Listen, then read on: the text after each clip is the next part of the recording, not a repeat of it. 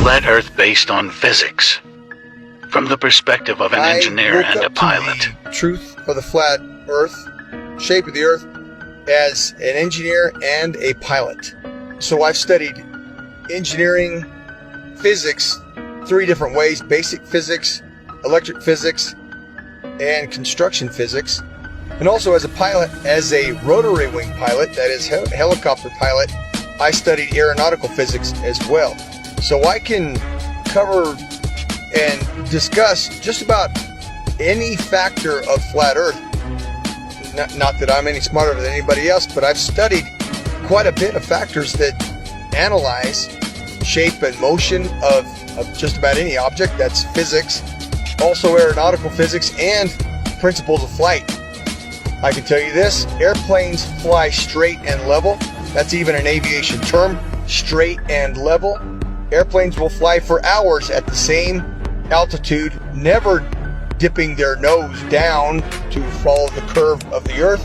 An aircraft on a 12-hour or even 18-hour flight from Portland, Oregon to Seoul, Korea, that would have that aircraft starting at one point and then flying so far around the Earth that it's flying downwards with its nose vertically downwards, and then starting to go around the curve of the Earth so that the airplane is now flying upside down. Would have to make that kind of a flight path on a globe, which is such an absurdity. So that being said, I come into the true shape of the Earth, the flat Earth, as a skeptic, like most anyone else. I'll tell you my story. My buddy told me about this. He said, "Rob, you need to learn about the ice ring. You need to learn that the Earth doesn't move. This globe is garbage." And I laughed at him. I said, "Are you kidding me? I'm not even gonna look into that." He said, "That's fine." He said, "That's fine. You don't have to look into flat Earth. But until you do," he said, "until you do look into flat Earth, you will remain a slave of the Matrix." And interestingly enough, at this point, this was more or less November, December 2015, I had already mentally resigned from the U.S. military for 3 years. I had already resigned because of Benghazi. I realized, and I saw for myself, I'd been working with U.S. as an Army officer, working for State Department for a good 10 years. And so what I did, I turned my physics awareness, I turned my studies into analysis of the shape of the Earth. Radar is simply another form of radio transmission. Radio includes anything within the range of the electromagnetic spectrum. Electromagnetic spectrum, also known as light. Radio is the transmission of light, whether it's visible light or radio waves which are not visible. When it comes to radio transmissions, there must be a transmitter and a receiver. There can be a reflector or a transmittal unit along the way. However, in the end, there's got to be at least a transmitter and a receiver. And in the case of radar, radar transmits a signal and it bounces off a reflector, and then it comes back to the receiving station.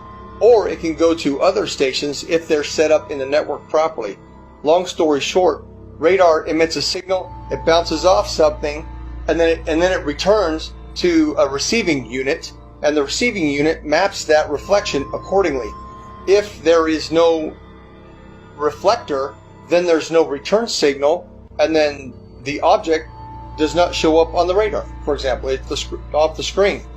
Notice, there's no curving around anything. It goes out in a straight line. Radio signals always travel in a straight line. So the transmitter sends the signal out to the target, bounces off, and it comes back in a straight line. Radar cannot travel over the curve, and hence, radar is dependent on line of sight, direct beam from the transmission to the target. It reflects and it comes straight back. There is no curving around anything, thus is radar. The fact proven from multiple points that there is no Coriolis to the motion of the Earth. And I'm speaking from a pilot's perspective, also an engineer's perspective, because I obtained a degree as an engineer before I went to flight school. So I'm both a pilot and engineer at once. So, number one, there is no rotation of the Earth proven by the fact that a helicopter pilot can hover the aircraft indefinitely, motionless, above a single point of the Earth. If the Earth were spinning, as soon as that aircraft left the ground, the Earth would spin out from under it.